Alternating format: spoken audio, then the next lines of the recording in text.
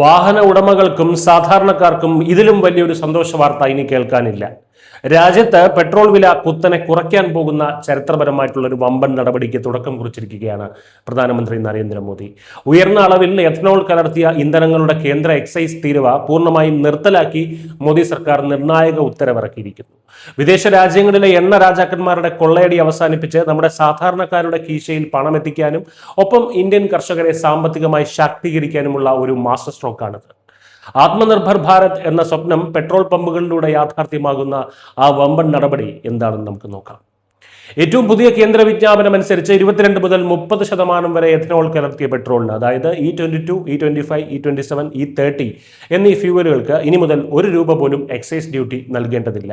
245 ലക്ഷം metric ton crude oil ഇറക്കുമതി ചെയ്യുന്നത് നമ്മൾ ഒഴിവാക്കി. അറേബ്യൻ രാജ്യങ്ങളിലേക്ക് ഒഴുകിപ്പോകുമായിരുന്ന ഈ ലക്ഷക്കണക്കിന് കോടി രൂപ ഇന്ന് പോകുന്നത് നമ്മുടെ സ്വന്തം കർഷകരുടെ പോക്കറ്റിലേക്കാണ്. ഈ വർഷം മാത്രം എഥനോൾ വഴി കർഷകർക്ക് ലഭിക്കുന്നത് ഏകദേശം 40,000 കോടി രൂപയാണ്. കേവലം അന്നദാതാക്കളായിരുന്ന നമ്മുടെ കർഷകരെ ഇന്ന് രാജ്യത്തിന് ഊർജ്ജം നൽകുന്ന ഊർജ്ജദാതാക്കളായി മാറ്റിയിരിക്കുന്നു മോദി സർക്കാർ. ഇത് മാത്രമല്ല, ഈ ഹരിത ഇന്ധനം വഴി 65% കാർബൺ പുറന്തള്ളൽ കുറഞ്ഞു. അതായത് 30 കോടി മരങ്ങൾ വച്ചുപിടിപ്പിക്കുന്നതിന് തുല്യമായിട്ടുള്ള പരിസ്ഥിതി സംരക്ഷണമാണ് മോദി സർക്കാർ ഇതിലൂടെ നടപ്പിലാക്കിയത്.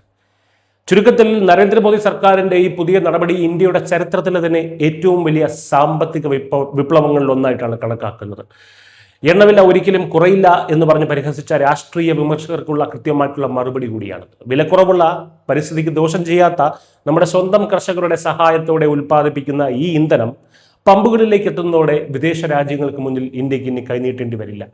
വൻകിട വിദേശ എണ്ണ ലോബികളുടെ ആധിപത്യം തകർത്ത് ചുരുങ്ങിയ ചെലവിൽ ഹരിത ഇന്ധനം ജനങ്ങളിൽ എത്തിക്കുകയും അതേ പണം വെച്ച് ഗ്രാമീണ മേഖലകളിൽ ലക്ഷക്കണക്കിന് തൊഴിലവസരങ്ങൾ സൃഷ്ടിക്കാനുമുള്ള കേന്ദ്ര സർക്കാരിന്റെ ഈ ഇരട്ടക്കൊയ്ത്ത് ഊർജ്ജരംഗത്തെ ആത്മനിർഭർ ഭാരതത്തിലേക്കുള്ള ഏറ്റവും വലിയ കുതിച്ചുചാട്ടമാണ്. News desk Malayalam.